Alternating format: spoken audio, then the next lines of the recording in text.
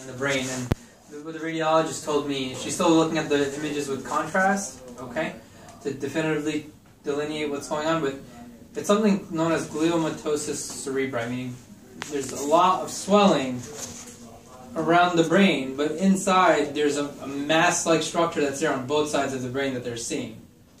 Okay, I haven't talked to neurosurgery yet. I don't know what the protocol is, but that's what they're seeing in there. It would need to at least get a biopsy to even see what we're dealing with.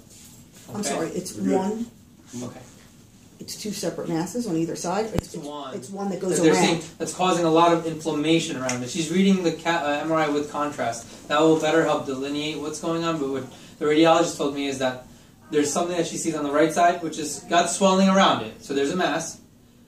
Crossing over to the other side, the term is gliomatosis cerebri, but it means just there's a mass that's causing swelling, but on both sides, it's one mass. Well, I don't know what the protocol is. I have to still talk to neurosurgery. I actually just got off the phone with radiology right now. Usually they do have to biopsy it to see what it is, what the protocol is, what the next steps are, because we don't know at this point until they figure out. I didn't hit my head or anything. It has nothing to do with anything. No. Your confusion that you're having is because of the swelling that's going on in the brain. Okay? And there's no rhyme or reason for why this happens. There's nothing that you could have done or not done or nothing like that. It presented itself as intermittent confusion for you. Based on the size of what's going on, it might have been something that's been there for some time. It's pretty big. Yeah, but it's not. So it's hard to usually when you have a tumor only. If it's that big, you would have herniated by now. You'd be dead by now. So some of it's regular brain tissue. Okay, so that was my next question. So it's not necessarily a tumor. It's a mass. We don't know what it is. We have to biopsy it. Okay. The only reason I'm saying that from a physiologic standpoint, the brain, the skull is finite. The bones can't grow. So if that was a tumor that was that big, right. The brain has to go somewhere. It would have pushed down and he would have stopped breathing. Gotcha. So we don't know how much of it is actual okay. tumor. We just know that there's a mass causing swelling on both sides. Okay. Okay. What makes up the rest of the part of the mass if it isn't a tumor? What is it? It could be regular brain tissue that's getting squished that we're not seeing, but that's because of the density. Because the MRI is an image; it's still a picture. So when the radiologist sees it, if the brain starts getting squished a little bit, it would come up as just a mass and swelling and nothing more. So what you're seeing could be part of the brain. Some of it's part of the brain. The other part is something that the radiologists use the fancy term calling it gliomatosis cerebri, meaning the whole brain has some kind of mass in there, but we don't know. So either side, it's in the front, it's in the back? Yeah. In the front and in the back. Well, the brain's two pieces like this. Right. If you think about a hoagie roll, it's a hoagie roll, ultimately. So there's something that's inside the, where the whites of the bread are, there's something encompassing there on both sides. And then the bridge of the hoagie roll, we call it our corpus callosum, there's something there as well. So it's one big piece. But we don't know exactly how much is tumor, how much is just swelling on top of it, but it's a decent size, okay? Is the neurosurgeon going to identify that? Is he going to take call a look him. at that right now? I'm gonna call him now, and then we still want to go to Jefferson. Is that right? I think so. I think so. Okay, I think that's not a problem. As quickly as possible. Yeah. So if I can bypass calling our neurosurgeon and just talk to Jefferson, if you like. Well, I'd like to hear what this neurosurgeon's opinion is, so Sure. we have something to base what they're going to tell us over there. Okay. Who's the neurosurgeon? Is this Dr. Cesar or Zarzor? Zarzor? Yeah. I was looking him up a little bit. So he's the person who you would be calling. Yeah. And he specializes in brain. Who specializes in brain at the main building? Because he He doesn't go over there, correct? He just stays here? He goes there sometimes. Predominantly, he's here. So. Okay. I know Rosenwasser's there. Gooch is there. I don't know what they're. I usually just talk to them over the phone when I have a consultation. Like if Dr. Zarzor takes vacation, which he rarely ever does, I get in touch with them. Predominantly, I deal with Dr. Garrido and Dr. Zarzor though. They're both neurosurgeons. With Jefferson here, they do office hours in Philly and stuff, and here as well. But okay. So after he reads the report, I'm assuming that based on his recommendation, this physician. Yeah, I mean, I'd really like to hear what he has to say. Our concern was we were told there's no one on call from neurosurgery here. Oh no, we're a stroke center, 24/7. I talked to Dr. Zarzor 5 times already tonight. Twice for him and 3 times for 3 different patients within the past 3 hours. So there's somebody on call at I still say it's Kennedy. God forbid he's admitted here and something happens at 2 a.m. He's in. He drives himself in. There's a Jeff doctor that will come in. Okay, well then we were misinformed. Yeah. I'm not trying to deter you from whatever you guys want to do. It's your family, your loved one. I would do what would make you guys more comfortable. If it be at Jefferson, Maine, I'm all on board with that. I don't mind. What's the biggest difference between this hospital and that hospital with regard to neurosurgery? Basically, Jefferson, Maine will have a neurosurgical resident there, meaning somebody that's training into neurosurgery. Beyond that, capabilities-wise, surgically, tumors, strokes, things like that, our neurosurgeons deal with. They do handle it. Okay? So, it's... How about this comment? Anything having to do with the brain is serious. No? Yes.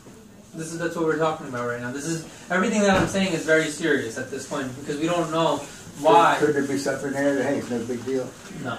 There's something that's there that's, concerning. It's just what it is what we don't know yet.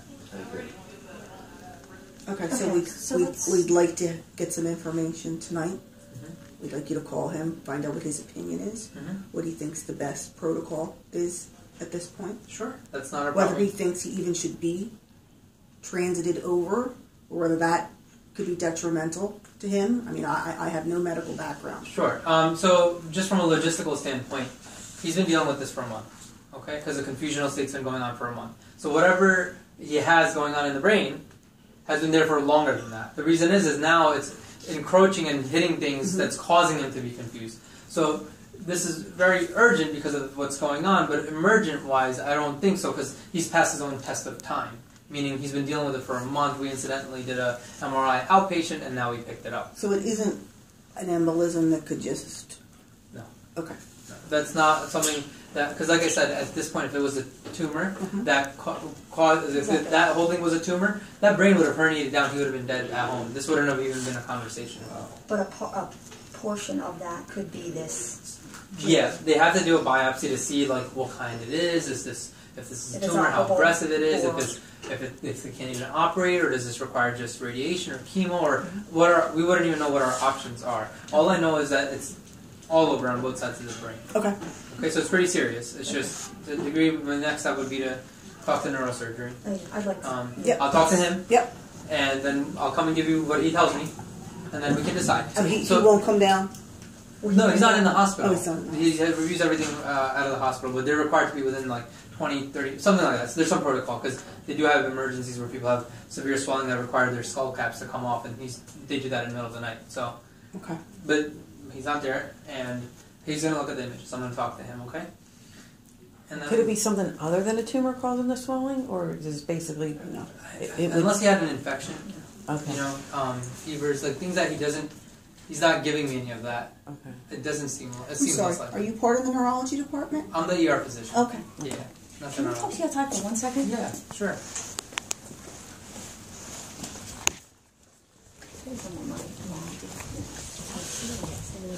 serious. Like a terminal kind of thing? It's possible. Based on what's going on in this. Then I don't want to disclose all of that. That's why I said it's serious, but I'd rather talk to the neurosurgeon, talk to me. But based on what the radiologist is saying, that it seems pretty aggressive in terms of seeing it on both sides. Normally you'll see it on one side, kind of encompassed through to the other side, but never on the other side. I'm sorry, does it start off in the middle and swell around the Starts sides? starting off on the right side. Starting on the right side and going around to the left? We have a bridge like this that connects the brains.